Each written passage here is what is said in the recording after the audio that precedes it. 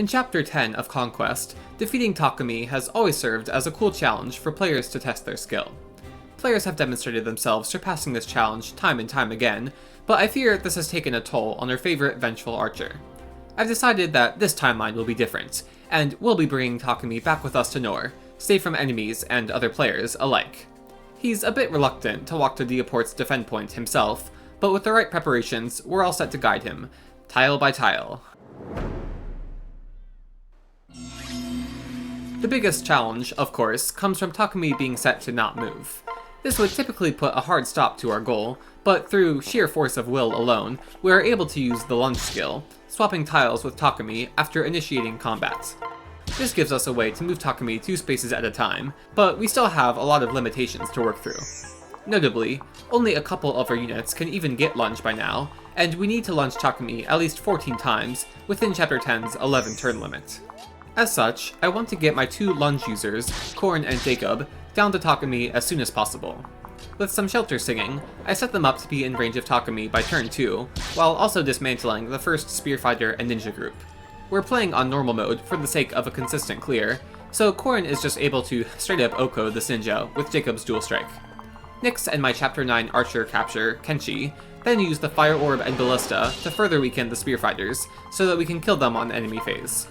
The Ballista also hits Jacob here, but that's actually good, because I also want Jacob to reach 0 HP this enemy phase, for reasons that we'll soon see. Because Hinata lands the kill, the Spearfighters attack into Silas and Azura.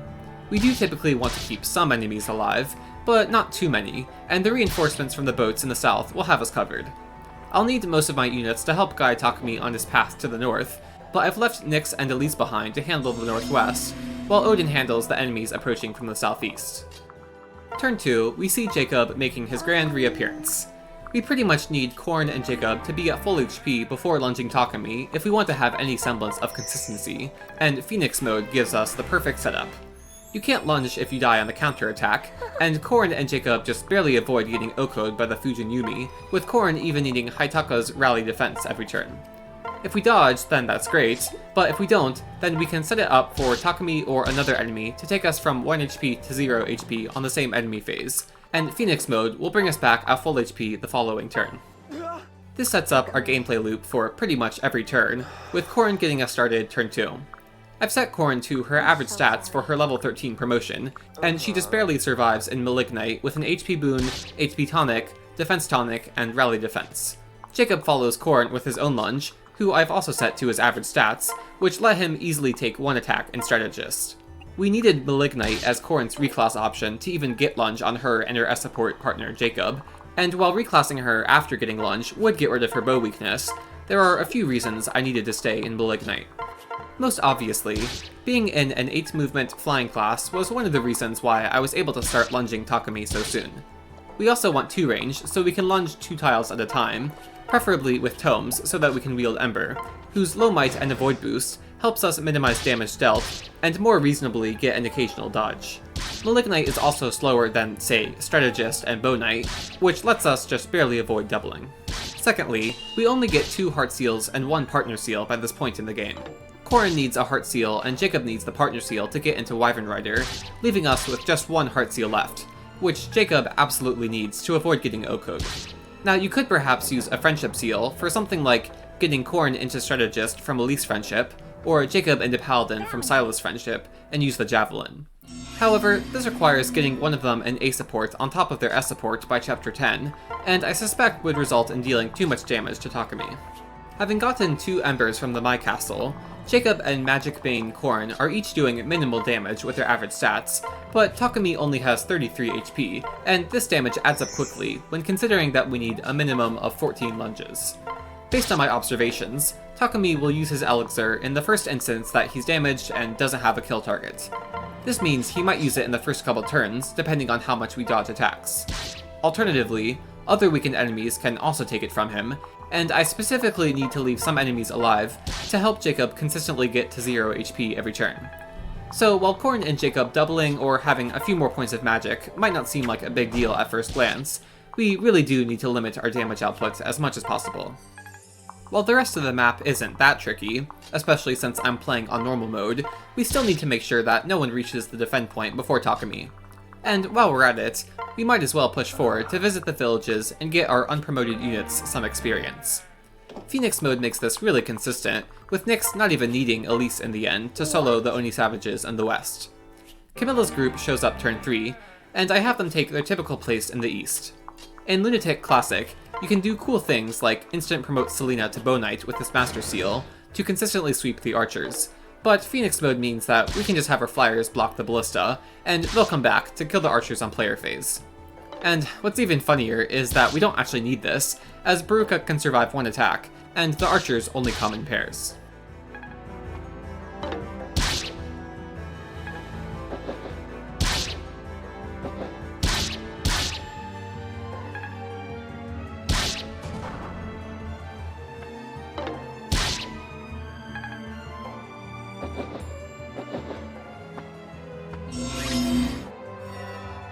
Turn 4 is one of the more awkward parts of the map, as the reinforcement spearfighters and ninjas get in the way. In having Jacob lunge first though, I clear a path for Haitaka to rally defense for Corrin before her attack. At this point, Azura can start helping us get a chance for 3 lunges per turn, provided that we get 1 dodge. It's not strictly necessary every turn, but it would speed up the pace of the map and let us win before the final waves of reinforcements have a chance to overwhelm our army. In having our seeing target be Corrin, we only face 60 hit from Takumi, and keep our total damage per turn at 6 rather than 9. Even if Corrin gets hit twice, it's still fine, as Takumi guarantees that Corrin dies and comes back a full HP, with the generic enemies not dealing damage to our defense-stacked Corrin. While I said Nyx doesn't need Elise in the north, this seems to only be because Nyx gets a little lucky. She gets a couple dodges, as well as a speed level, letting her one-round Oni Savages. However, she could always just take a speed tonic to double, and Phoenix mode means that even if she dies, she can just keep coming back, chasing after the Oni Savages before they reach the defend point. As for Camilla's group, Baruka and Selena prove that they're capable on their own, and I send Camilla south to visit the village and assist Odin and Kenshi in clearing out the enemies approaching from the southeast. Our hit rates are a little shaky here, but with Camilla around for assurance, it really doesn't matter if we miss an attack or two in the end.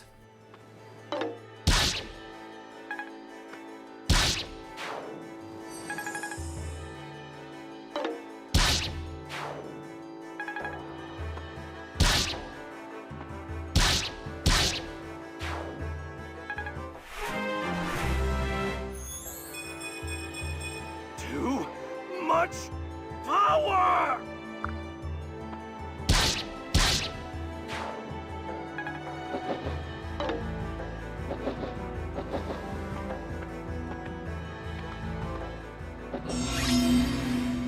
Turn 5, we also have to start worrying about Sky Knights approaching from the south. Typically, Niles and or Archer Mozu would be fine to just shoot them down as they approach, but Niles is a bit preoccupied in facilitating the movement of the Takumi lunch chain group. Our limitation on heart seals means that we can't have Archer Mozu, but Kenshi pulls through, getting one-shots with the iron bow. He doesn't quite have perfect accuracy, as I didn't invest in a forged bronze bow, but again, missing an attack or two really isn't a big deal for this clear, and normal mode's high experience gain means that our units get plenty of levels even without fully routing.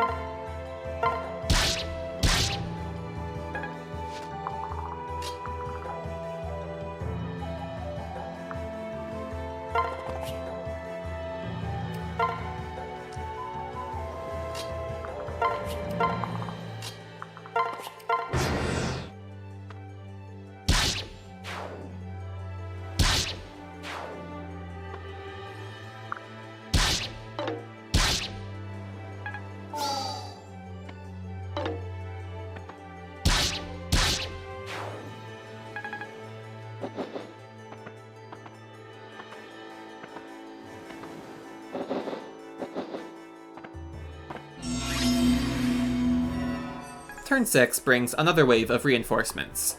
The Oni Savages in the south won't have time to catch up before we've completed the map, but Nyx is poised to handle the ones in the west. We've got more awkward positioning this turn again, as we ferry Takumi through the broken wall. I have Jacob lunge first here, as Takumi will end up blocking the choke point, and only Korn can fly over the village to continue lunging towards the defend point. Azura doesn't quite reach to sink Korn this turn, so I have her pair up with Silas to reach. This gives us 2 paired up units, lowering our overall action economy, but it's definitely worth it as we're approaching the end of our clear. Having more actions will really just help us get a ton of kills in the final turns, which is more for the experience than completing the map. Still, more experience is good, so I set it up for Silas to get transferred to Kenshi, who can use his action to separate Silas away, and Hitaka will die on enemy phase, reviving separated from Niles.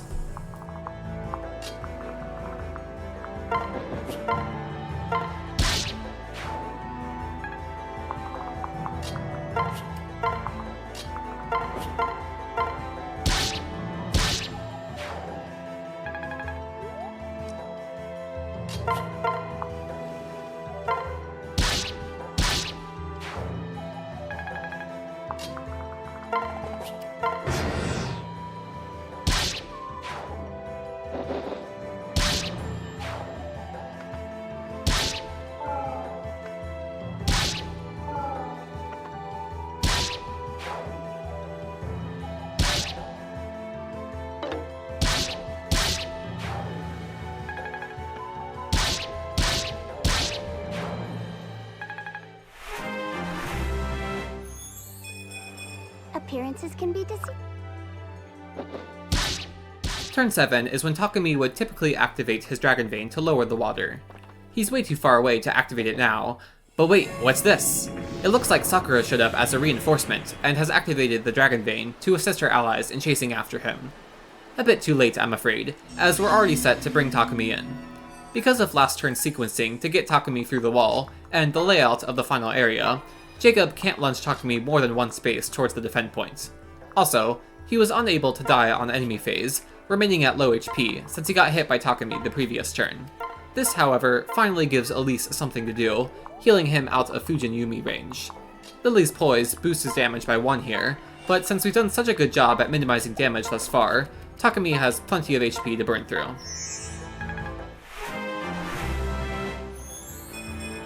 Oh.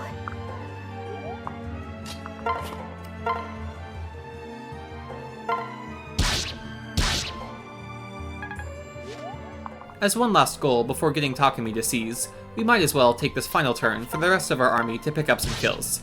After all, Takumi would want his future allies to be as strong as possible. He'll have to work very hard to keep up with Kenshi, but if there's one thing we know Takumi loves, it's a challenge. Capturing a Sky Knight here also gives us a potential Kenshi Knight, just to fill out Takumi's competition even further.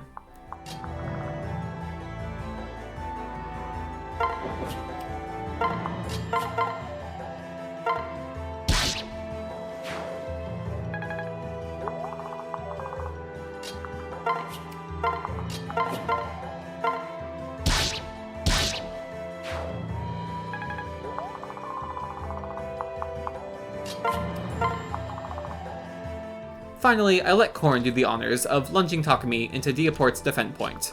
It took a lot of effort, but I'm happy to get Takumi safe out of enemy hands. Now, let's see what Takumi has to say to his new Norian allies. Come on!